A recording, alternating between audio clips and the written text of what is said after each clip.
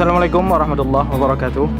Kami dari tim KPN UIN Araniri sekarang ingin menjenguk kawan-kawan kami yang sedang sakit di rawat inap Rumah Sakit Tengku Abdullah Syafi'i yang berjumlah 2 orang.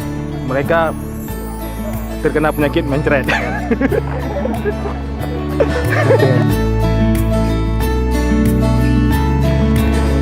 Aduh, naik kelas ya? Naik kelas.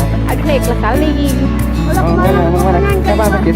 Nggak tahu, aduh, belum jumpa. Ini mau jumpa ya? Aduh, nanti kirim.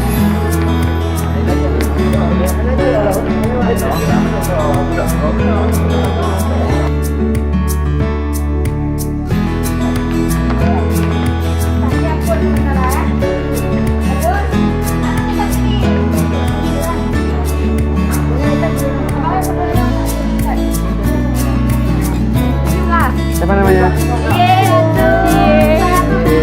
Oke, Mas Devi. Sakit bu? Sakit biasa. Biasa ya? Aduh, dia ada aja. Sudah berapa hari sakit? Berapa hari ya? Doain ya, Mami, yang cepat sembuh. Ini sakit kita boleh buang apa? Kenapa dia bu? Hah?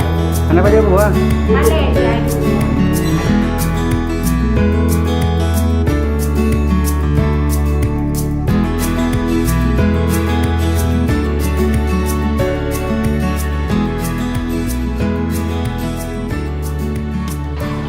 Kamu baru siap menjenguk 2 mahasiswa KPM dari Kampung Baru. Yang satu sudah keadaan dah lumayan baik dan siap dibawa pulang. Yang satu lagi belum tahu kejelasannya. Semoga kawan-kawan kita cepat sembuh. Amin.